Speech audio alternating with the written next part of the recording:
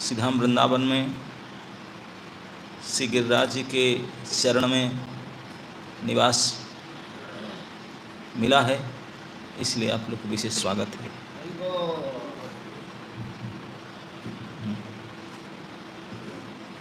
तो गिरिराज जी के परिक्रमा करने से पहले उनको प्रणाम कर लेना चाहिए। बिना प्रणाम के परिक्रमा नहीं करते हैं, है कि नहीं? तो हाथ जोड़ के सब गिरिराज जी को प्रणाम कीजिए मन से सबसे पहले। नमस्ते गिरिराजाय श्री गोवर्धन इति नामिने अशेष क्लेशनाशाय परमानंददायिने। श्री गिरिराज गोवर्धन जी को प्रणाम है, जिनकी कृपा से अशेष क्लेश नाश होता है, परमानंद प्राप्त होता है। ऐसे श्री गिरिराज जी हैं। गिरिराज जी एक गिरि मतलब पर्वत, माउंटेन। राजा मतलब किंग ऑफ माउंटेन, पर्वतों के राजा, गिरियों के राजा। क्यों गिरियों के राजा बोलते हैं? कोई राजनीति थोड़ी ना कर रहे थे, नहीं। जिसे हम लोग को भी राजा बोलते हैं, तो हम कोई राजा फाजा नहीं है। कभी कभी सम्मान के लिए बोलना पड़ता है, क्योंकि ये जो गिरी, ये जो पर्वत है गोवर्धन पर्वत, ये कोई साधारण और पहाड़ की तरह नहीं है जिसे पत्थर तोड़ करके ले जाओ घर बनाने के लिए, ट्रक में बोल्डर निकाल करके रोड में डालो, ऐसे नहीं दिखेंगे। ये ऐसा पर्वत नहीं है। इस पर्वत की किंवदंती के अनुसार ये भगवान के हृदय से प्रकट हुए थे, भगवत धाम से। ये यहाँ का नहीं है, भौतिक संसार का नहीं है, ये भगवत धाम के समान है, वस्तु वहाँ का है। भगवान के हृदय से प्रकट हुए थे। साक्षात शालग्राम, जैसे शालग्राम एक पत्थर होता है, लेकिन उसको साक्षात भगवान माना जाता है, उसको प्रतिष्ठा नहीं करना पड़ता। विग्रह को पूजा करने से पहले इंस्टॉल करना पड़ता है, अभिषेक करना पड़ता है। शालग्राम को जरूरत नहीं है, अनइंस्टॉल, वो ऑलरेडी भगवान है। तो जैसे शालग्राम शिला को तो फिर पहचानना पड़ता है कि कौन सी शिला है, क्या है, गंडू से आया है कि कहीं से पली से बनी। तो अपने लक्षण आदि के द्वारा सिलेक्ट करके शिला को लाकर पूजा करते हैं। लेकिन गोवर्धन के किसी भी शिलाखंड, वो भी साक्षात भगवान है। ये बात हम नहीं कहते हैं, भगवान श्री चैतन्य महाप्रभु स्वयं भगवान है, उन्होंने ये बात कही और की, पूजा भी की थी उन्होंने। गोवर्धन की शिला को साक्षात भगवान के रूप में मान करके पूजा की, और जिनको भी दिए बोले दिए आप लेकर पूजा करो। और स्वयं गले में बांध करके रखते थे, घूमते थे बोले साक्षात। कभी आँख में रखते थे, कभी सर में रखते थे, कभी क्या करते थे। इतने सम्मान दिए थे, और कभी इस पर्वत के ऊपर पैर नहीं रखते थे, हमेशा सम्मान रखते थे। तो इसे कहा गया कि ये गोवर्धन पर्वत जो है, ये भगवान की धाम ही थे। क्योंकि सब कुछ हो तो पहाड़ी ना हो, केवल समतल इलाका हो तो मज़ा नहीं आता। पिकनिक करने कहाँ जाएंगे, और क्या बोलते हैं वो चढ़ने के लिए, हाँ, ट्रैकिंग कहाँ करेंगे? पहाड़ नहीं होगा तो खैर यहाँ ट्रैकिंग तो कर नहीं सकते हमने, लेकिन ये ज़रूरत था, हम नहीं करेंगे, भगवान तो करते हैं। उनके लिए भी, उनके प्रसन्नता के लिए श्री गोवर्धन, जब भगवान को इस धरती में लीला के लिए आने के मन हुआ तो राधा रानी के बोले भी चलना है। राधा जी बोले मैं कैसे चल सकती हूँ, जहाँ गोवर्धन नहीं है, जहाँ जमुना जी नहीं है, जहाँ वृंदावन नहीं है, मैं यहाँ जाकर क्या करूँ? बोले तो हमारा सामान है, उसको साथ में ले जाएंगे। जैसे आप जब आते हैं तो आपने बैग लेकर आया ना, सब बैग पड़ा है, आपने सूची की, तो अपने गमछा, अपने ये सब आवश्यक चीज़ लेकर जाना है। तो भगवान श्री राधा कृष्ण के लिए ये सब आवश्यकता सामग्री है। गोवर्धन, जमुना जी और वृंदावन है उनका डेली यूज मटेरियल है, उसको पिट्ठू बैग में लेकर आना पड़ता है कि नहीं? तो भगवान जो राधा कृष्ण आते हैं तो लेकर आते हैं सामने, उनका ये प्रतिदिन का सामग्री है घूमना फिरने के लिए। तो बोले वही सब चलेंगे। तो चलेंगे, ये ना इस दुनिया में ये सामग्री सब जड़ होता है, हमारा शरीर भी जड़ होता है, लेकिन हम चेतन होते हैं। तो हम शरीर में हम लेकर चले जाते हैं, उसको फिर उठा कर कहीं ले जाते हैं, गाड़ी में डाल देते हैं, लगेज में डाल देते हैं, चेक इन करके कर ले जाते हैं। लेकिन भगवान के समन तो इस समन जैसा नहीं है, सब चेतन है। भगवान के धाम में कोई जड़ पदार्थ है ही नहीं, ये लोक ही चिन्मय लोक है, कंप्लीटली स्पिरिचुअल। तो उनके लिए कोई बुकिंग हुई वो अपने आप आ जाते हैं।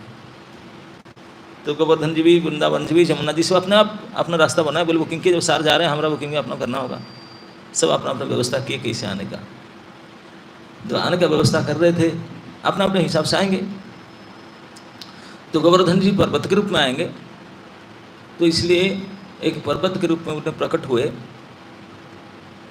अब एक द्वीप है, ये जम्बूद्वीप है भारतवर्ष, सालमणि द्वीप करके एक आइलैंड था, वहाँ एक पर्वत रहते थे बड़ा श्रेष्ठ, इनका नाम था द्रोणाचल, द्रोणगिरी।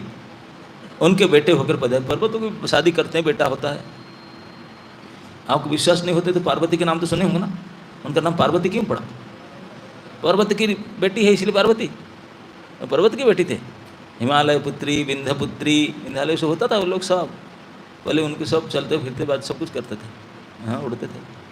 तो सी द्रोण अचल की, द्रोणाचल के पुत्र के रूप में वो प्रकट हुए। वो इतने सुंदर थे अपने यंग एज में, जैसे आप लोग का एज अभी है, यूथ, अपने युवावस्था में इतने सुंदर थे ताकि दूसरे लोग क्या। एक बार पुलह ऋषि जो बनारस में रहते थे, वो एक टूर में गए थे। हम लोग तो टूर में बस 3 घंटा 4 घंटा आ जाते हैं यहीं पर, लेकिन वो इंटर प्लानेट टूर में निकले थे, इंटरनेशनल नहीं। तो अलग अलग द्वीप में, आइलैंड में जाते थे। तो सालमणि द्वीप में गए थे, वहाँ कुछ दिन रुके, तो द्रोणगिरी के यहाँ भी रुके थे। तो उन्होंने ऋषि की सेवा किए। जाते समय बोले अब बताइए कुछ, अब जा रहे हैं खुश होकर के, कुछ और दक्षिणा कुछ और चाहिए, मन इच्छा ना, मुझे एक इच्छा है लेकिन आप करोगे? नहीं नहीं नहीं, प्रतिज्ञा कीजिए, निसंकोच बोलिए, मैं कुछ करने के लिए तैयार हूँ ना। मुझे बस, हमारा यहाँ सब कुछ है लेकिन यहाँ पर्वत नहीं है, मुझे आश्रम के पास से एक पर्वत चाहिए।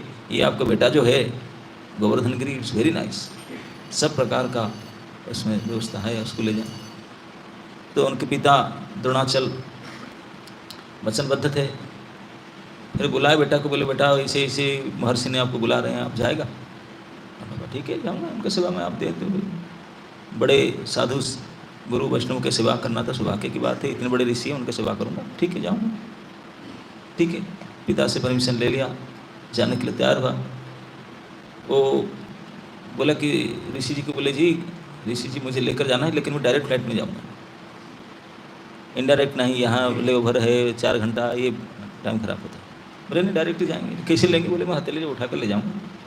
ऐसा नहीं कि कृष्ण भगवान उठाते गोवर्धन को, उसके पहले भी कई लोग उठा चुके हैं। वो पुलस्त्य ऋषि ने वो भी उठा लिए थे, उठा करके वो एक आइलैंड से दूसरे आइलैंड को ले आ रहे थे, सालमणि द्वीप से जम्बूद्वीप को लेकर आ रहे थे, जो शक्ति था उनका। तो ला रहे थे, भगवान की व्यवस्था था कि गोवर्धन जी यहाँ रहे। तो जब वो 22 एयर जा रहे थे, बाई एयर जा रहे थे, जब इस ऊपर में जा रहे थे तो उनको कलफ नेचर आया। कलफ नेचर समझते ना, टॉयलेट बाथरूम में जाना पड़ता है। तो उनको लगा कि जमुना जी इधर है, जंगल है, ठीक है, फॉरेस्ट है, तो यहाँ जा करके थोड़ा टॉयलेट जाकर स्नान टान करने निवृत्त है, फिर जाएंगे। अब भूल गए थे, कंडीशन याद नहीं रहा, तो आ करके पर्वत को रखे और गए स्नान टान करके। जो आए और उठ नहीं रहे, अरे क्या हो गया, क्यों नहीं चल रहा है? ना मैं पहले कंडीशन किया था, नहीं जाऊँगा, यहीं रहूँगा। बोले मैं तुझे तुम्हारे पिता से मांग करके लेकर आया, अभी तो अच्छा नहीं चल रहा है, नहीं गए, यहीं रुके। तो उन्होंने गुस्सा होकर के उनको अभिशाप दे दिया। बोले मैं इतने लेकर आया, नहीं जा रहा कि तू धंसते जाएगा मिट्टी में। कहते हैं कि सरसों के दाना के हिसाब से एवरी डे धंसते जा रहे हैं मिट्टी में। ये वर्णन आता है जब गिरिराज जी पहले आए थे इधर, 1 योजन हाइट था उनका। कितना था? एक योजन 8 माइल होता है। 8 माइल, 8 माइल इसलिए कितने किलोमीटर होगा? 12 किलोमीटर। 12 किलोमीटर हाइट था, अभी तो केवल 70 फीट का है, 70 फीट, 100 मीटर भी नहीं है कि नहीं? 3-3.5 फीट में 1 मीटर होता है सर। तो 70 फीट मतलब 25 से कम होगा, 20-22 फीट मीटर है। और तब थे 8000 मीटर। इसलिए मथुरा को सूरज को ढांक देते थे, नहीं देखा पड़ेगा इतना हाइट। वो जब से उनको अभिशाप लगा तो जाते जाते जब भगवान प्रकट हुए थे तभी बोलते हैं 2 माइल हाइट था उनका। 8 माइल से 6 माइल अंदर चले थे, 2 माइल था फिर भी। 2 माइल मतलब 7 kilometre, 1.6 kilometre, 1 mile 3 kilometre, 3000 metre height था, है ना? नहीं, अभी केवल 70 फीट का है, 20-22 मीटर।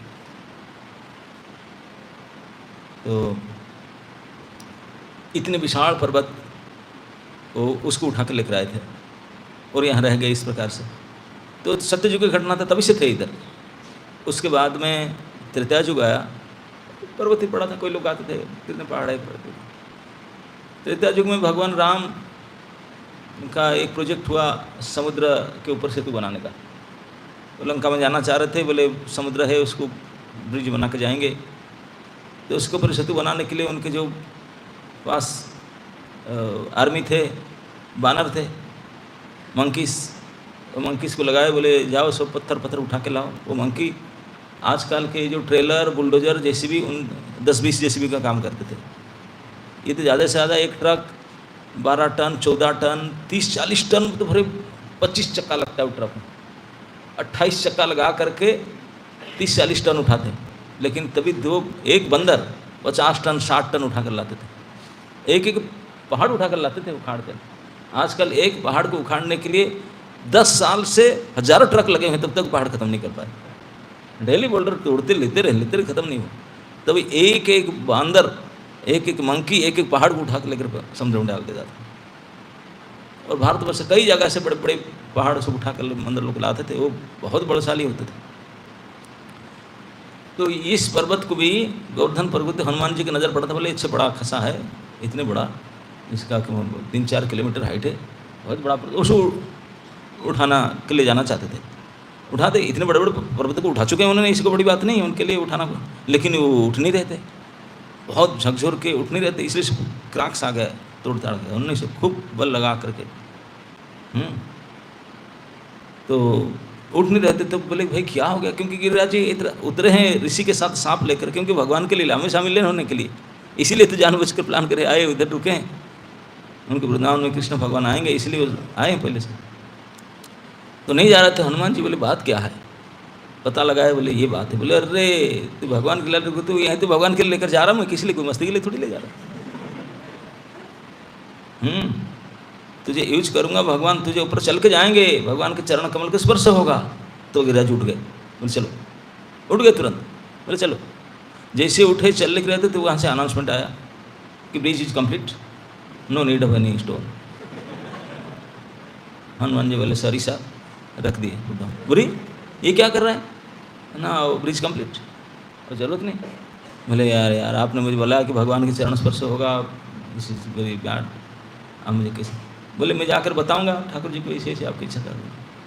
बोले कुछ तो हनुमान जी का ब्रिज कंप्लीट होगा। तो बोले कैसे पहाड़ था, मैं इसको पहले तो नहीं आ रहा था, अच्छा खासा बड़ा था, लेकिन आपके चरण स्पर्श का नाम सुनकर उठकर खड़ा हुआ आने के लिए। लेकिन आपका अनाउंसमेंट हुआ कि अभी नो नीड, रखते बड़े दुखी हैं। तो भगवान बोले अच्छा वो है क्या ना? बोले आई विल कम देयर, पैर के हाथ में उठाऊंगा, चरण स्पर्श नहीं कर स्पर्श करूँगा उनको। तो हनुमान जी ने मैसेज भेजे, वॉइस मैसेज। बोले don't worry, don't be sad, lord will come to hold you in hand, not only feet. चरण तो घूमेंगे ही आपके ऊपर, फिर हाथ में भी उठाएंगे, कर चरण दोनों स्पर्श होगा। तो गोवर्धन जी वेट किए, वहीं रहे। लेकिन जाता रहता था, अप्रकट होते रहते हैं। तो भगवान का प्रकट हुआ गोकुल में। गोकुल में 3 साल के बाद फिर गोकुल से ट्रांसफ़र होकर नंदगांव आए, वृंदावन आए, वृंदावन से नंदगांव। तो उस समय में वृंदावन से नंदगांव पहुंचने के समय में उनका उम्र 7 साल का हो गया था। अब कई बार इस रास्ते में गुजरे होंगे, देखे होंगे, लेकिन बोले नहीं अभी टाइम हो जाए। तो 7 साल का होने के बाद में बोले अब गोवर्धन जी का सम्मान करेंगे। तो भगवान ने उससे पहले कई बार गोचारण भी किए गोवर्धन के ऊपर, ट्राई करते थे, लेकिन अब जब 7 साल की उम्र हो चुका था, ये ईयरली फेस्टिवल होता था ब्रज में, वार्षिक उत्सव होता था दिवाली के दूसरे दिन। क्या वार्षिक उत्सव होता था ना, इंद्र को पूजा करते थे, क्योंकि सारे हजारों संख्या में ग्वाले थे, सबका गाय था लखे लखे संख्या में। तो घास फास चाहिए, बोले बारिश होगा तो घास होगा, हमारा यही प्रोफेशन है गोपालन। तो इसलिए हर साल दिवाली के दूसरे दिन इंद्र यज्ञ होता था। That is annual festival of the whole Braj. सारे ब्रजवासी इकट्ठा होकर के बड़े भारी, इट वॉज 3 days फेस्टिवल, कम से कम 2 दिन का फेस्टिवल होता था, यज्ञ होता था और खूब भंडारा प्रसाद होता था और कल्चरल प्रोग्राम होता था, कीर्तन ड्रामा वगैरह वो सब करते थे, है ना नहीं। सब पूरा 2-3 दिन का फेस्टिवल बड़ा होता था, भंडारा वगैरह सब। तो हर साल होता था, इंद्र के लिए करते थे। इंद्र की कलश स्थापना होगा, ध्वजा बढ़ते थे। तो इस बार एनुअल फेस्टिवल के लिए बड़ी तैयारी चल रहा था। 2-4 दिन पहले एनुअल फेस्टिवल 4 दिन बाकी, फाइनल मीटिंग हो रहा था कि क्या क्या कैसे कैसे करेंगे यज्ञ का ज़्यादा सामने। 4 दिन के बाद सारे इकट्ठा हुआ, कहाँ कहाँ इंद्रध्वज, कहाँ पूजा किया जाएगा, सब व्यवस्था करते थे। तो भगवान ने गाय चरा करके आए, आकर मीटिंग में पहुंच गए। मीटिंग में पहुंच करके फिर डिस्टर्ब किए, बोले बताओ क्यों मीटिंग कर रहे, क्या है। तो भगवान ने मीटिंग में ही ऐसे जुक्ति किए। वो 7 साल के लड़के थे और सब 70-70 साल वाले बैठे हुए थे मीटिंग में, लेकिन 7 साल के बालक में मीटिंग में इंटरवेन किया, बिना बुलाए जाकर ज़बरदस्ती घुसा और पिताजी के गोद में बैठ करके पूरा मीटिंग के एजेंडा को चेंज कर दिया। बताओ, पहले तो जाकर बोल के ऐसे ऐसे पापा को बात किया। नंद बाबू बोलते कि तू हाई बात डिस्टर्बिंग, आपको क्या मतलब है मीटिंग में क्या डिस्कस होता है, आप जाओ घर में आके बोलो प्रसाद खाओ, रेस्ट करो, जाओ। भगवान बोले देखो पिताजी, आपको उम्र हो रहा है, आप बूढ़े हो रहे हैं, हम जवान हो रहे हैं, हम बड़े हो रहे हैं, हम बड़े हो रहे हैं, आप बूढ़े हो रहे हैं। तो अभी आप रिटायरमेंट लेंगे, काम तो हम ही संभालेंगे ना, आपकी बेटा है ना, तो मुझे आपको अभी ट्रेनिंग नहीं देंगे, बताएंगे तो कोई से काम संभालेगा। सबने बात तो बिल्कुल सही कहते हैं, लड़का बहुत होनहार है, पहले से तैयार है, तो बताना पड़ा ऐसे ऐसे।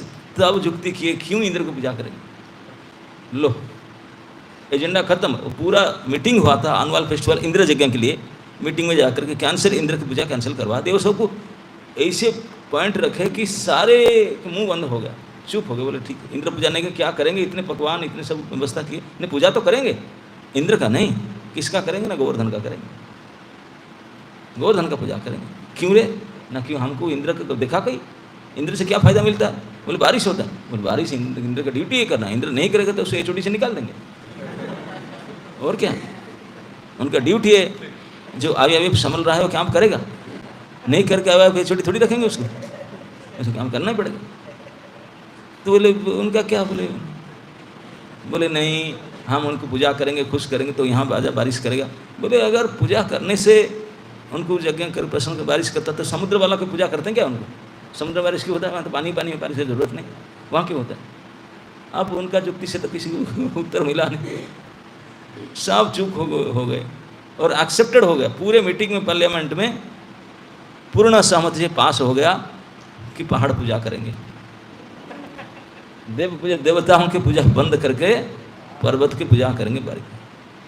तो ब्राह्मण लोग बैठे थे, बोले ऑब्जेक्शन साहब, हाथ उठाए, बोले बोलो क्या क्वेश्चन। बोले पूजा कौन करेगा ना, आप लोग करेंगे, पूजा ब्राह्मण करेगा और कौन करेगा ना। सर हम करेंगे आप बोलते हैं, लेकिन हमारा तो सुन लीजिए ना, क्या ना अभी तक हमारे पास जितने पोथी खतियान मायापुर में जाकर के ड्यूटी वर्षिप मानवर 4 महीने का करके आए, किसी भी किताब में ना स्मार्टफोन में ना कंप्यूटर में कहीं भी मानुअल में पहाड़ पूजने का कोई मंत्र जंत्र तंत्र कुछ है ही नहीं, कोर्स में नहीं है। कोर्स मटेरियल में है नहीं कि उसकी पूजा किया जाए। अभी तक कोई पूजा हुआ ही नहीं, किसी पहाड़ को किए नहीं। सारे देवी देवताओं का, भूत प्रेत का पूजा भी करते हैं, शादीशुदा, ग्रह नक्षत्र, व्रत, उपनयन सब कुछ करते हैं, लेकिन पहाड़ की पूजा तो कभी किए नहीं। आप बोलते हैं पहाड़ की पूजा करें, भाई वो क्या है उसका कुछ तो बताओ, विधि विधान। हम कैसे करें? हम लोग के पास जो जो ट्रेनिंग जो हम किताब है इसमें किसी में भी नहीं है। तो सब केवल बता ब्राह्मणों इसे कहते हैं। तो भगवान बोले ठीक है मैं बताता हूँ। तो केवल गिरिराज जी को पूजा करेंगे नहीं, पूजा करने का जो विधान, जो उनका सारे नियम, सारे पूरा सिलेबस तैयार किए, मंत्र तंत्र सब बनाए भगवान। इसलिए मैं बोलता हूँ ये गोवर्धन पूजा, गोवर्धन परिक्रमा, इसका फाउंडर आचार्य भगवान कृष्ण है। और वो भी जब वे 7 ईयर ओल्ड थे तब, और पूरे ब्रज के सभी को पटा दिए अपने जुक्ति से। और बोले क्या करें, इतने सारे माल सब बना गया, पकवान सारे सब बढ़िया बढ़िया आइटम, कल सुबह सब बैलगाड़ी में लोड किया जाए और सब गोवर्धन चलते हैं, जैसे जैसे मैंने बताया ऐसे ऐसे पूजा होगा। सब खुश बोले नया आइटम है, कुछ नया जगह जाने सब तो खुशी लगता है ना। हर साल वही खिचड़ी खाओ, या सुबह उठे खिचड़ी खाओ, कुछ टेस्टी नहीं, मज़ा नहीं आता। तो बोले इस बार नया पूजा, नया सिस्टम है, सभी के लिए बिल्कुल नया है, एवरीथिंग न्यू, मंत्र भी न्यू, डिटीज भी न्यू, पूजा करना new, place new, everything new, सब खुश थे। तो गो पूजा और गोवर्धन पूजा भगवान ने कराए। पूजा करा करके, ब्राह्मण को सम्मान करा करके, पूजा करते समय उनको विश्वास दिलाए। बोले कि पूजा जब हो रहा था, बोले देखो आप इंद्र पूजा तो बोले हमारा दादा परदादा, उसके दादा परदादा अमल से हो रहा है हर साल। बोले इतने साल से, इतने प्रतिवर्ष करते हैं। इंद्र को कभी देखा उसका दाढ़ी है कि मूछ है कि नहीं, गोरा है कि काला है देखा? हम तो झंडा गाड़ते हैं, एक कलश बैठाते हैं, वही इंद्र आ जाते हैं। लेकिन ये भी तो पर्वत है, बोले ये नहीं। देखो तुरंत भगवान ने गिरिराज जी के ऊपर एक मुखोटा समझते ना, एक मुंह प्रकट हुआ, फेस, एक फेस उठ करके खड़ा हुआ, और दैट फेस कृष्णस फेस एक बार सिमिलर, केवल इतना डिफरेंस था, कृष्ण छोटे थे, कृष्ण के मुंह को अगर एनलार्ज कर दिया जाए तो वही सेम फेस, हाँ जूम कर दिया जाए, कृष्ण के फेस को जूम करके देखो गिरिराज, तो सभी लोग देखते थे उसको और उनको देखते थे, बिल्कुल सेम है। और मुंह प्रकट होकर बोला अहम शैलो अस्मि, मैं पहाड़ हूँ, पर्वत हूँ। बोले बाप रे बाप, ये तो जीवंत देवता है। वो बेचारे पढ़े लिखे तो थे नहीं, कोई स्कूल में पढ़े नहीं थे, सब ऐसे वाले थे, क्योंकि उनके ज़्यादा स्कूल कॉलेज होता नहीं था, कोई पढ़े लिखे नहीं थे, गाय चराते थे। तो उनका पूर्ण विश्वास हो गया, क्योंकि देवी बोले तो पक्का देवता है, ये पहाड़ तो मुँह निकाल करके बोलते हैं। इंद्र तो कोई बात ही नहीं किया था, हम देखे नहीं थे उनको। फिर भोग आरोगने लगे, सब लखाए थे, सब बोले और लाओ, आनी और लाओ, खाने लगे, पूरे कुंड के कुंड जल पीने लगे। अरे ब्रजवासी लोग तो बोले साक्षात अनुभव देख रहे हैं, इतने बड़े देवता हैं, उनका विश्वास हो बहुत बड़ी। तो भगवान ने सबको विश्वास दिलाए, बिल्कुल मोर देन 100% बिलीव कर लिए कि ये तो हमारा पक्का देवता गिरिराज बाबा। तो फिर पूजा वूजा हुआ, सब कुछ हुआ। पूजा के बाद में आरती किए गिरिराज जी को। गिरिराज जी भगवान बोले कि मैं प्रसन्न हूँ, मैं आपको वरदान देना चाहता हूँ। वरदान देना चाहते हैं?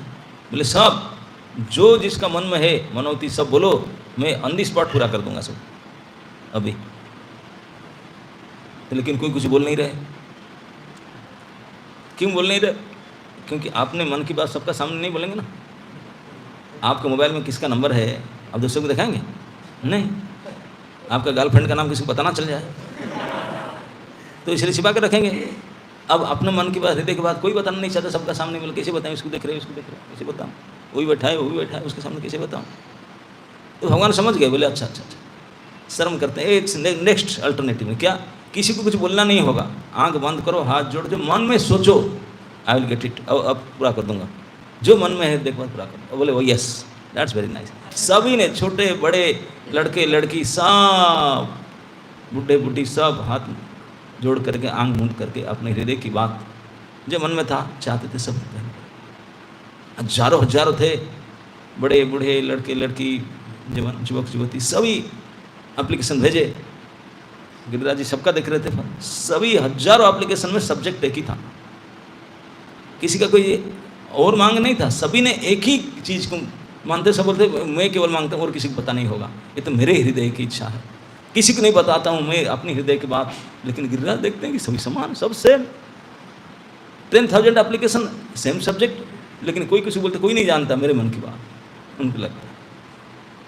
और क्या सब्जेक्ट था जो एक ही सब्जेक्ट, छोटे से लेकर बड़े तक, बूढ़ी से लेकर बूढ़ा तक, सभी एक ही सब्जेक्ट, वो सब्जेक्ट था, हे गिरिराज बाबा, अगर हमारे पूजा से, हमारे भोग राग से, हमारे आरती से आप सचमुच हमारे ऊपर प्रसन्न है, कृपा करके मेरे हृदय में, मेरे मन में केवल यही एक ही इच्छा है, दूसरा कोई इच्छा है ही नहीं, केवल एक ही मेरे चाह है। क्या है चाह? ना हमारे राजा गोप, उस गोपराज नंदन, ये नंदन नंदन नंद के लाला जो है वो प्रसन्न रहे, सकुशल रहे, और कुछ नहीं मुझे चाहिए। सभी के मन में यही इच्छा थी, जितने बालक थे, जितने बालिका थे, जितने युवक थे, जितने युवती थे, जितने मैरिड थे, जितने अनमैरिड थे, जितने बुढ़े हो गए थे, रिटायर्ड हो गए थे, सभी ने इसी के अलावा कोई दूसरा इच्छा था ही नहीं। सभी का एकमात्र इच्छा था कि हमारे गोपराज नंदन श्री कृष्ण परम प्रसन्न रहे, हम कुछ नहीं चाहिए, हमको कुछ नहीं चाहिए, हम उन्हीं को देख के प्रसन्न होंगे। सभी ने यही पर प्रार्थना की, आंख मूंद करके, वो बोले कि गिरिराज तो बोले थे तुरंत तत्काल पूरा हो जाएगा, आंख खोल करके कृष्ण की ओर मुड़ कर देखे, वो कृष्ण मुस्कुरा रहे थे, वो तो सब लोग जानते, मुस्कुरा रहे थे, बोले वाह वाह वाह वाह, हो गया काम हमारा, उनके मुस्कुराहट देख लिया, बस हमारा हो गया काम, हमारा वरदान पूरा हो गया। तो यही है ब्रजवासियों का लक्षण। केवल यहाँ आकर के घर फ्लैट खरीद के रहने से ब्रजवासी नहीं हो जाते। मैं भी हम फ्लैट ले लिया, ब्रजवास करूँगा, ब्रजवास करूँगा, नहीं। क्या लक्षण है कि जिनका मन में, जिनका चिंतन में, जिनका हृदय में, जिनके बुद्धि में, जिनके चाह में, जिनके वासना में और कुछ नहीं है, केवल कृष्ण की प्रसन्न करने का इच्छा के अलावा और कुछ भी नहीं है। मैं अच्छा खाऊं, अच्छा पहनूं, मेरा एग्जाम पास हो जाऊं, मेरे तो सुख मिल जाए, सुविधा, मेरे मैरिज हो जाए उनके साथ में, कुछ भी नहीं, केवल ही केवल मात्र एक इच्छा कि ये गोपराज नंदन वो प्रसन्न रहे, बस, और कुछ नहीं मुझे चाहिए। मेरा जीवन के लक्ष्य उन्हीं को प्रसन्न करना है। ये जिनका हृदय की एकमात्र अंतरतम वासना है और कुछ भी नहीं चाहते केवल इसके अलावा, वही ब्रजवासी कहलाएंगे। यहाँ फ्लैट बनाकर कोई बन नहीं सकते। ओके, तो इस प्रकार से गिरिराज जी प्रसन्न हो गए, बोले यार पक्का, वेरी नाइस। तो भगवान ने फिर बोले अब पूजा वूजा संपन्न होगा, पिष्ट कराते हैं। पिष्ट में भी फर्स्ट बैच में सीनियर, फिर जूनियर, ऐसे करके सब ब्राह्मण को, गायों को उसे खिलाए, फिर बच्चों को खिलाए, सब खिलाए, सबको भंडारा दिया गया। बोले अब घने, बोले नहीं, फाइनल इवेंट क्या ना, परिक्रमा, लास्ट डे परिक्रमा होगा। बोले नहीं, अभी इतने किलोमीटर चल नहीं सकते हैं, ताकत नहीं ना, टाइम नहीं, कर नहीं चल। बोले नहीं नहीं करना होगा। भगवान धमकी दिए, बोले जो परिक्रमा नहीं करेगा इस गिरिराज पर तो सांप अगर है वो खाएंगे, अपने पशु, अपनी बैल गाय को काट देगा, इसको खा देगा। वो डर के बोले नहीं नहीं नहीं हम चलेंगे, लेकिन चल नहीं सकते, ई रिक्शा में जाओ। तभी ई रिक्शा नहीं था, बैलगाड़ी था, बैलगाड़ी में जाओ, लेकिन यू हैव टू कम। केवल मनुष्य नहीं, स्त्री पुरुष नहीं, गाय बछड़े को भी लेकर गए परिक्रमा में। भगवान ने खुद किए और कराए, गाय बछड़े और जितने बुढ़े बुढ़ी, लड़के लड़की, सबको लेकर गए। बोले कंपलसरी जाना पड़ेगा सब, तबीयत खराब है तो गाड़ी में जाओ, लेकिन जाना पड़ेगा। और सुंदर सुंदर वेश पोशाक पहन करके, तिलक पिलक लगा करके, गीत गाते हुए, गिरिराज जी के लीला को चिंतन गान करते हुए, सब आनंद से गायों को आगे लेकर पीछे पीछे परिक्रमा किए। सब प्रसन्न थे, बड़ा सुंदर आइटम बना था। खा करके गिरिराज जी के वरदान पा करके सब खुश थे, क्योंकि कृष्ण खुश थे, इसलिए सब खुश थे। सभी ने परिक्रमा की।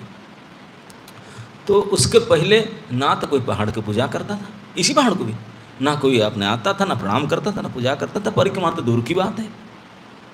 आजकल भी कई पढ़े लिखे प्रतिष्ठित व्यक्ति को कई देश में जाकर बोलेंगे ये लोग, ये एक ऐसी कल्ट के लोग हैं जो जाकर के 22 किलोमीटर एक पहाड़ के पीछे चलते हैं, फिर बिना चप्पल में। बोले व्हाट आर दे मैड करते हैं? अरे केवल बिना नंगे पैर में चलते ही सब दंडवती करते हैं। बोले व्हाट, वो कैसा होता है? बोले चलते भी नहीं है, केवल दंडवत करते हैं, फिर वहाँ उठकर फिर दंडवत करते हैं। आप समझ रहे ना दंडवत किसको बोलते हैं? यही से ही परिक्रमा करते। बोले दंडवती तो एक एक करके, बोले एक एक जागा में 1 से 108 दंडवती करते। पूरा जीवन के प्रोजेक्ट हो जाता है ये, लाइफ लॉन्ग बस इसी को खाते पीते दंडवत करते रहेंगे, यही करते। लोग समझ नहीं पा रहे क्या हो गया, उनके पहाड़ के पीछे क्यों पड़े, लेकिन वो नहीं जानते पहाड़ के पीछे क्यों पड़े। ये पहाड़ कोई सामान्य पहाड़ नहीं, ये पहाड़ कोई सामान्य पहाड़ नहीं है। ये इतने विशाल रूप धारण किया था, भगवान उसको उठाए थे। अभी कृष्ण विरह में वो कलियुग आ रहा है, लोग नहीं समझ रहे हैं, उनके बाद धीरे धीरे धीरे प्रकट हो रहे हैं। समय आएगा 1-2 पीढ़ी के बाद आप आएंगे गिरिराज, एक झंडा गाड़ दिया होगा, यही गिरिराज जी थे, जाओ घूम करके। ये तो आप लोग महासौभाग्यशाली है, कम से कम वैकुंठ प्रभु आप लेकर आए, अब गिरिराज जी को दर्शन करा रहे हैं तलेठी में बैठा करके, और काल परसों आपको ले जाएंगे चला कर परिक्रमा करने के, है। अभी यंग है, अब चल के कर लो कम से कम इसी जीवन में, पता नहीं आगे कुछ करे ना करे, है ना। तो ये परिक्रमा किसी का, उनकी इच्छा नहीं, हमारा इच्छा नहीं, किसी की इच्छा नहीं, ये हमारे परमेश्वर परम भगवान इष्टदेव श्री कृष्ण का आदेश है। वो आदेश दिए अपने लोगों को बोले करने के लिए, और उनके 5000 साल से अभी तक जितने भी कृष्ण भक्त हो गए, परम ऐसे जीवन में कृष्ण भक्त जो है गोवर्धन परिक्रमा नहीं करेंगे, अरे बाप, ये सर्वोच्च भक्ति और भक्तों का परिचय है, क्योंकि इसी से सर्वश्रेष्ठ भक्त बनने का प्राप्त होता है। तो खैर आप लोग तो परिक्रमा करवाएंगे, कितने घंटे में करें बताना। मैं तो बोलता हूँ कि सुबह सुबह शुरू करो, अभी ठंडी इतने नहीं आया, लेकिन गर्मी अभी भी है। 9-10 बजे बाद तो कड़क धूप हो जाता है, तो इसलिए बेटर है कि आप लोग 5 बजे चलना शुरू करो। जब यहीं से चलना था यहीं से चलो, यहीं से सीधा चले जाए मानसी गंगा के जलाचमन करो, और थोड़ा पहले चले जाओ तो श्री सनातन गोस्वामी के भजन कुटीर चकलेश्वर महादेव, वहीं पर मानसी गंगा में अगर स्नान कर लो तो स्नान करो, नहीं तो आचमन करके हरिदेव को दर्शन करो, क्योंकि यही विधि था। हमारे आचार्य श्री सनातन गोस्वामी पाद ने नित्य परिक्रमा करते थे, एवरी डे, और वही उनकी उपासना था। उनके लिए कोई मंगलाती कुछ नहीं था, सीधा उठते थे मानसी गंगा में स्नान करते थे। आप लोग भी कर सकते हैं चाहो तो, यहाँ से टॉयलेट बाथरूम होकर के मानसी गंगा जाओ, सामने तो है। हाँ 10 ही बज जाएंगे, क्यों?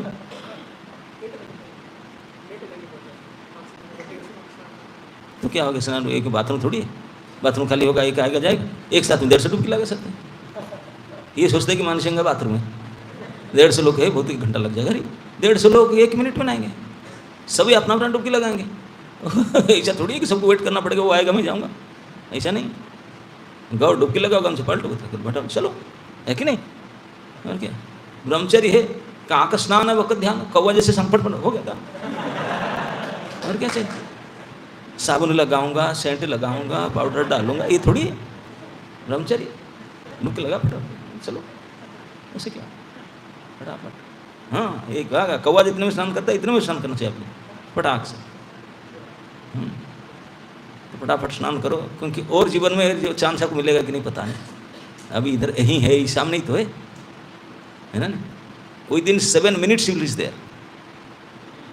अब सुबह सुबह कोई भीड़ भाड़ नहीं है, आप ही आप रहेंगे बिल्कुल ब्रह्म कुंड में। ब्रह्मा देवता सभी स्नान किए थे। सनातन गोस्वामी शंकर भगवान जहाँ डेली स्नान करते हैं वहाँ स्नान करो, उनके दर्शन करो, फिर हरिदेव को दर्शन करो, फिर चलो वहीं से चलो। क्योंकि ये जो मानसी गंगा है ये साक्षात गंगा है। और ये गंगा वो गंगा मंत्र है कि क्या, ये गंगा तो भगवान के चरण से प्रकट हुई थी। ये तो भगवान स्वयं अपने मन से प्रकट कराए थे। ये बाई चांस भगवान के वामन देव के पैर छेद हो गया और पानी गिर करके नाखून धो करके पानी आ गया, होगा गंगा थोड़ा चरण के धूल लग गया। और इसी को तो भगवान योजनाबद्ध करके अपने मन से प्रकट कराए थे, मन से प्रकट कराए थे मानसी गंगा। 2 प्रकार के कारण बताते हैं। कोई बोलते हैं कि वृषभासुर को मारे थे, गोपियाँ ने बोले आपको गोहत्या का दोष लगा, बोले तो क्या करो प्रायश्चित, गंगा स्नान करना था, अभी कराता हूँ गंगा स्नान। फोन किए गंगा कम हियर, तो गंगा जी आ गई, स्नान किए। तो जो गंगा में भगवान खुद स्नान करेंगे, उनके शरीर भगवान के नाखून को तब नख निरजनित जन पावन, भगवान के नाखून टच किया था वो गंगा में, बैटरी डाउन नहीं हो रहा है, बिलियंस ईयर हो गया, अभी भी पतित पावनी है। और जहाँ भगवान अपने पूरे शरीर डुबाए, तो कितनी बड़ी पावरफुल होगा। तो ये है मानसी गंगा। और उसमें भगवान नहीं नहाए थे, नंद बाबा आगरा सारे ब्रजवासी गंगा स्नान करते बोले कहेंगे यही स्नान करो, सभी में ये स्नान किए वहीं पर, तो कितने और पवित्र होगा। और उससे चैतन्य महाप्रभु स्नान किए, ब्रह्मा जी स्नान किए, सारे देवता स्नान किए, सारे आचार्य गोस्वामी स्नान किए, कितने बड़े। तो बाकी भीड़ भाड़ सब सुबह सुबह जाओ 5 बजे, बिल्कुल खाली कोई नहीं उठते, फटाफट स्नान करो, उठो दर्शन करके हरिदेव के दर्शन के। मानसी गंगा, यहाँ भगवान के कितने कितने लीला हुआ है ना। ऐसे गंगा जी, वो गंगा जी में तो कितनी बार स्नान करते हो, ये गंगा तो मुश्किल से अभी बचा का है, क्या पता आगे चल करके वो भी सूख जाए, मिलेगा ही नहीं। जिस रेट से गिरिराज प्रकट हो रहे हैं, अब कुछ साल में तो गंगा प्रकट हो जाएगा, फिर आपका भाग्य में मिलेगा ही नहीं। आकर तो अभी तो है, स्नान कर सकते हैं कम से कम, इतना तो है। तो मानस गंगा के पवित्र जल में स्नान कीजिए।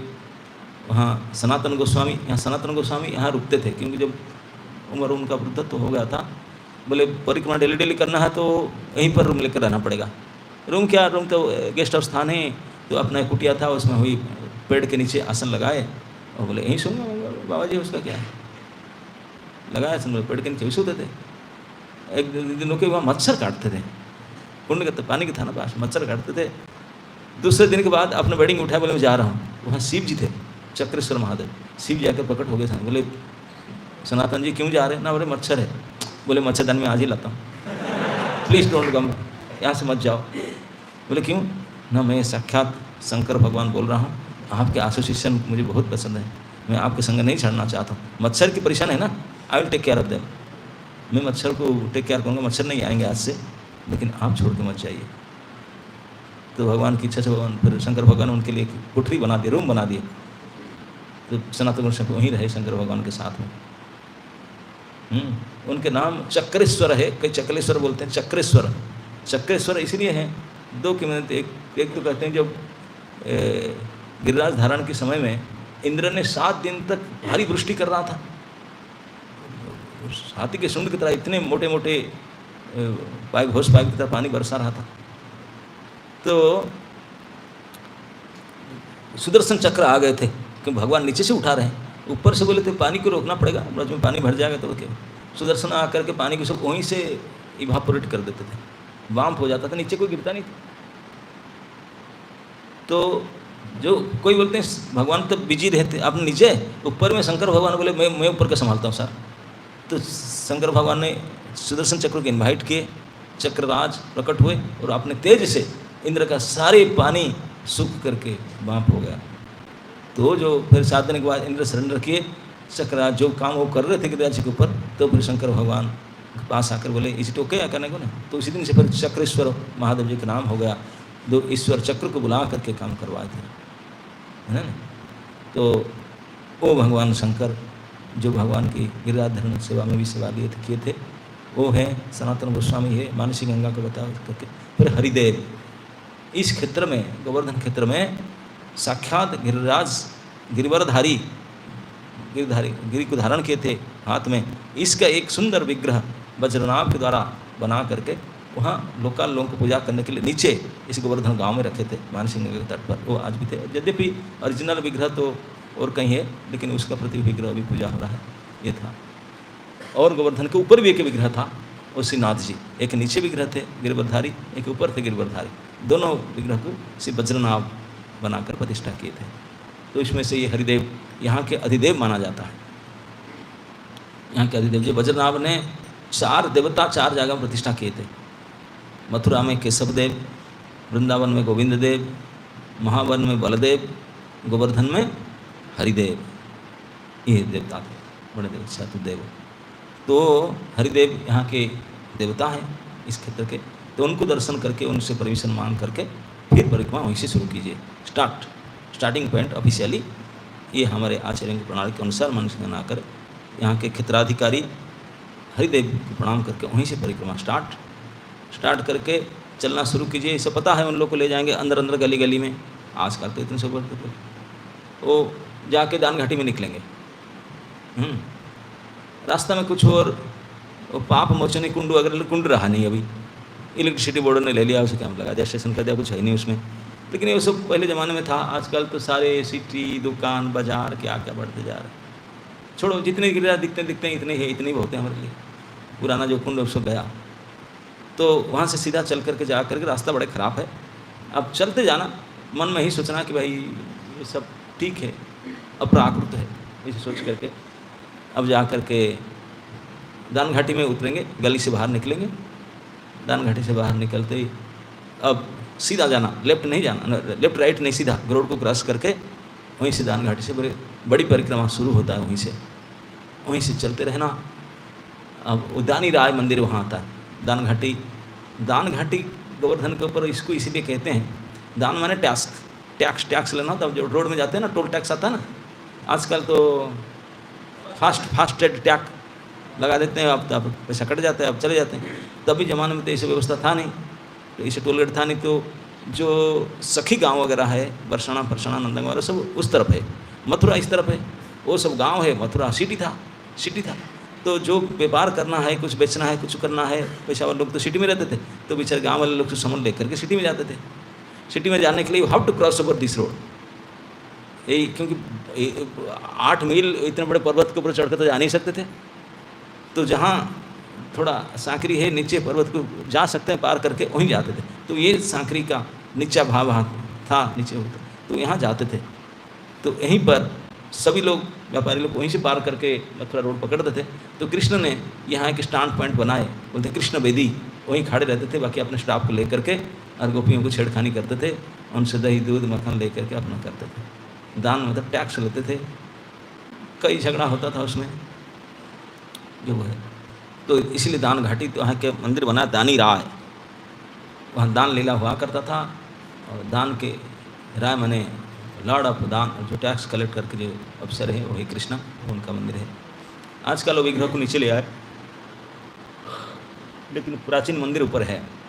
तो उसके आगे चलेंगे, हमारे इस्कन आश्रम आएगा लेफ्ट साइड में।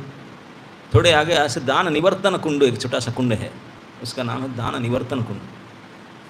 ये दान घाटी फिर दान निवर्तन कुंड, क्योंकि दान घाटी में टैक्स लेते थे। टैक्स पहले कोई नहीं लेते थे, वो शुरू किया आकर कृष्ण ने आकर के, वो किससे भी और नहीं लेते थे, केवल गोपियों से लेते थे। बोले बाकी सब एग्जम्प्टेड है। वो बोलते हैं काहे तो ले रहे हैं?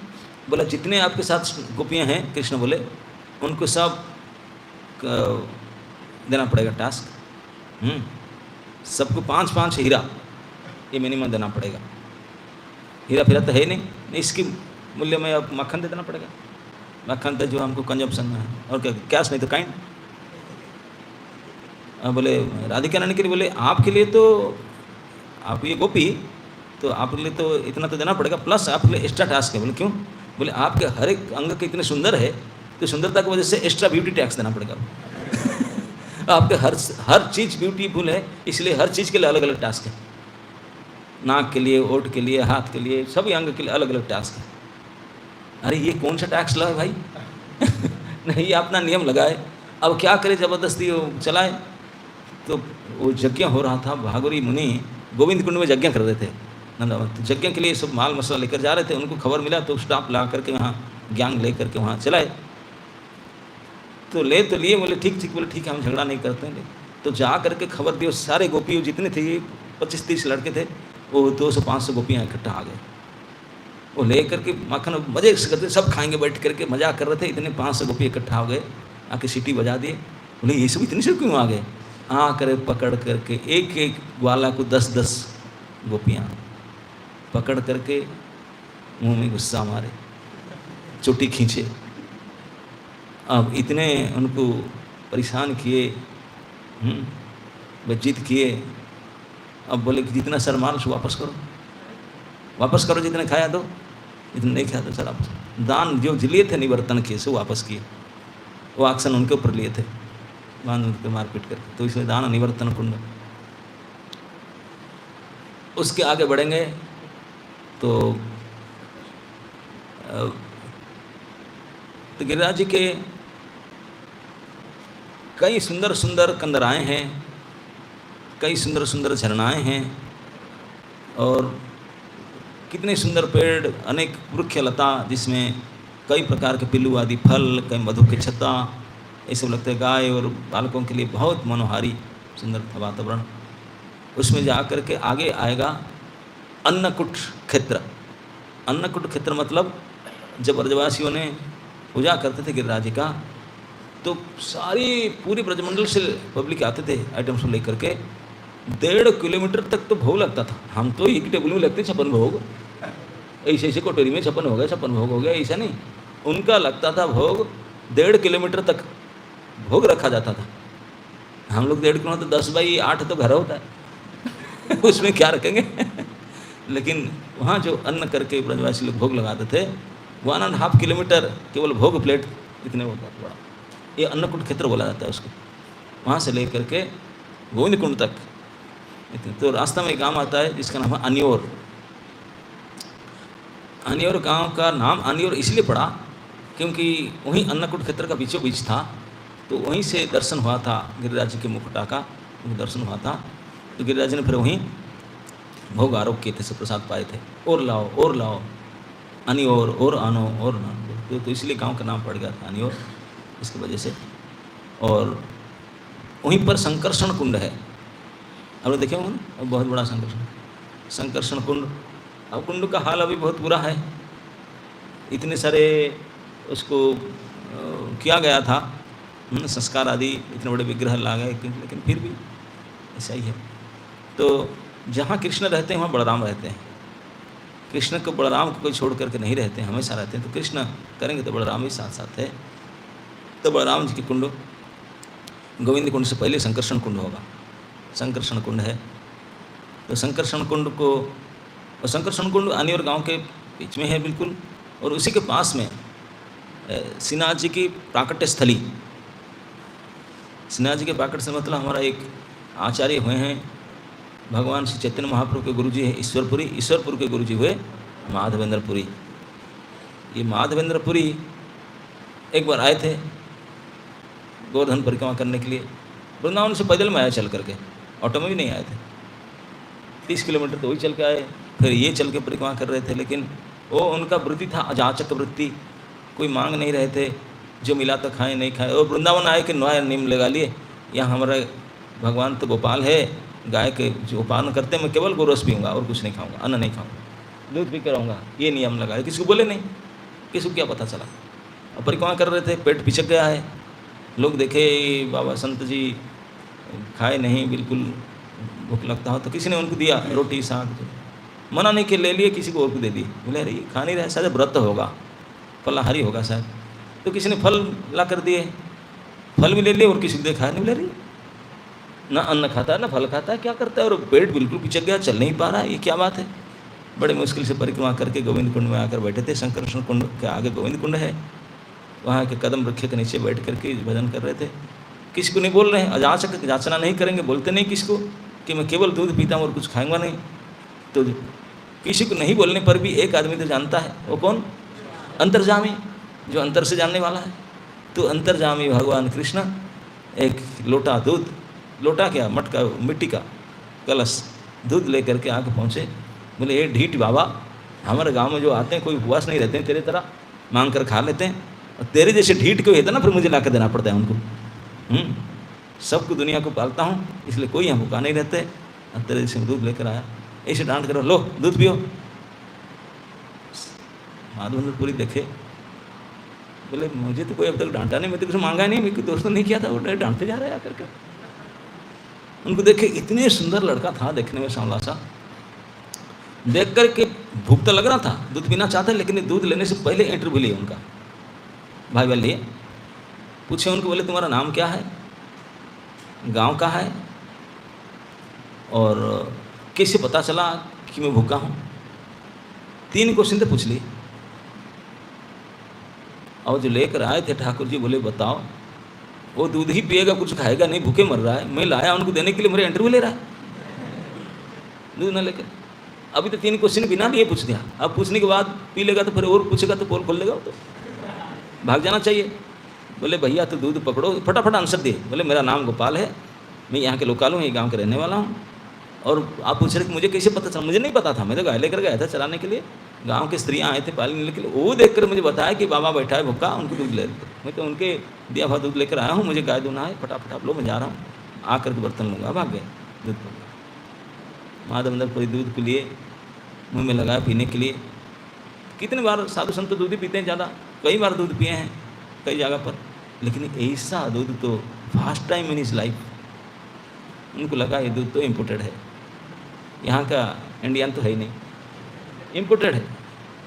सीधा कोई गोलक वृंदावन से आया होगा कि क्या है ही था, क्योंकि लाने वाले तो इम्पोर्टेड थे। तो दूध पीने के बाद बोले मैं थक गया, हो ना हो मेरे इष्ट देव आए थे, मैं नहीं पहचान पाया। बैठे रहे, बोले आएंगे तो लोटा लेने के लिए पकड़ लूँगा उनको, तो आए नहीं। सुबह आए, स्वप्न में आए और उनको दिखाया, बोले ऐसे ऐसे मैं इधर हूँ, मुझे निकालो, मुझे प्रतिष्ठा करो, वो करो। तो जो विग्रह श्रीनाथ जी अभी हैं उदयपुर में, उस विग्रह को उन्होंने झाड़ी के नीचे वही स्थान पर, गोविंद कुंड के संकर्षण कुंड के बीच में स्थान है, वहाँ प्राकट स्थली भगवान गोवर्धन नाथ श्रीनाथ जी के। तो उनको माधवंतपुर पकड़ करके फिर लोगों के हेल्प लेकर के गोवर्धन पर्वत में लेकर के रखे। 2 साल तक तो एवरी डे विशेष सेवा, अन्नकूट उत्सव, क्या क्या सब होने लगा, करने लगे। 2 साल के बाद माधवंतपुर को फिर भगवान ने बहाना करके भेज दिए यहाँ से, जा चंदन लाने के बहाने बोले आओ मत वहीं रहो, अभी तक आने नहीं दिए ब्रज में। तो ये स्थान है संकर्षण कुंड, गोविंद कुंड, श्रीनाथ जी के प्राकट स्थली। तो ये सब करते हुए प्राय हमारे संस्था के भक्त लोग, क्योंकि ये मुख्य पाठ है गोवर्धन का, अन्नकूट स्थल है, भगवान वही दर्शन दिए थे, वही भोग आरोग्य थे। संकर्षण का अभिषेक भी यही हुआ था, गोविंद जी का अभिषेक भी यही हुआ था, और सब कुछ यही हुआ। तो इसलिए मुख्य स्थान है। और हमारे परम आचार्य, परात्पर आचार्य श्री माधवेंद्र पाद वहाँ बैठकर भजन किए थे, उनका भगवत साक्षात्कार, भगवान के दर्शन और बातचीत वहीं हुआ था। तो इसलिए हमारे परंपरा के सारे भक्त लोग यहाँ थोड़ा समय बैठते हैं, टाइम हो तो गायत्री करते हैं, थोड़ा कथा कीर्तन करते हैं, थोड़ा प्रार्थना करते हैं, वहाँ बैठते हैं, क्योंकि हमारे आचार्य गुरु स्थान ये है। तो वहाँ बैठ करके गिरिराज जी को थोड़ा प्रार्थना करते हैं। हम जब जाते हैं वहाँ एक बढ़िया जगह है, या तुलसी के पौधा एक चबूतरा है, सामने में गिरिराज राधा कृष्ण के रूप में, कृष्ण बलराम के रूप में है। तो वहाँ प्रणाम करते हैं, तुलसी परिक्रमा करते हैं, गायत्री भी करते हैं गोविंद कुंड में। तो वहाँ शिखाष्टकों का पाठ करते हैं। हमारे लिए प्रार्थना वही है जो ठाकुर जी ने सिखाया हमको। ठाकुर जी ने सिखाए शिक्षा 8 प्रेयर, न धनम न जनम न सुंदरिम कवितांग वा जगदीश काम। नहीं तो हम प्रेयर करें तो कभी इशू करेंगे। तो इसलिए ये प्रेयर ऑथेंटिक जो है ठाकुर जी ने सिखा दी, इसी प्रेयर करके फिर वहाँ से उठ करके चलते हैं। फिर गोवर्धन की तलहटी मेन रोड भी है, अंदर की रास्ता है बड़ा सुंदर। गोवर्धन के बिल्कुल चरण में तलहटी में चलते चलते आगे जा सकते हैं। आगे कुछ आगे जाने के बाद गोवर्धन के बड़े सुंदर रमणीय दर्शन होता है, फोटो खींचते खींचते जाते जाए। आगे आएगा नवल कुंड और अप्सरा कुंड। नवल कुंड 2 कुंड साथ साथ में, एक नरसिंह मंदिर आएगा लेफ्ट साइड में, और उस नरसिंह मंदिर को तो जाते नहीं, कभी कभी जो लोग जाते हैं। नरसिंह मंदिर के आगे ही 2 कुंड है, उसको अप्सरा कुंड और नवल कुंड बोलते हैं। राधा रानी ही अप्सरा है और नित्य नवीन मदन कृष्ण ही नवल है। तो वही यहाँ इस रूप में नृत्य करके कुंड बनाए थे। तो इस कुंड है, तो उससे आगे गोवर्धन के एंड होता है, उसको पुछरी कहते हैं। गोवर्धन जी एक मयूर के रूप में है। मयूर आप देखें ना, मयूर का एक पूँछ होता है बड़ा लंबा, और फिर ऐसे होता है, फिर उनसे जो गला होता है ना वो नीचे होता है, नीचे आता फिर उठता है। तो इसलिए दान घाटी उनके गला है। फिर मुख उठ करके राधा कुंड श्याम कुंड उनके आँख है मयूर का। तो पुछरी वहाँ है। तो हाँ पुछरी के लोठा, तो वहाँ एक लोठा बाबा का मंदिर है। मैंने ऐसे सुना हूँ, ये एक कृष्ण सखा थे, ग्वाल थे। जब कृष्ण ने वृंदावन से मथुरा की ओर जाने के लिए उनका आया, अकुर जी लेना निकले आए थे। तो वो बोला कि तुम जा रहे हैं ना, हम जा रहे हैं। ना बोले तो क्यों जा रहे हैं, आपके बिना मैं नहीं खाऊंगा, ना मैं आऊँगा तो आने से मैं खाऊंगा, तो लौट आओगे मैं खाऊंगा।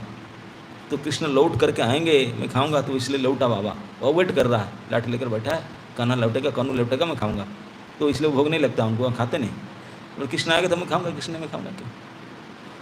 तो इसे कहते हैं कि लोटा बाबा यहाँ बैठे हैं। बाबा जी ने वही उनको मूर्ति के रूप में, अभी भी कृष्ण लौटे नहीं हैं, बैठे हैं।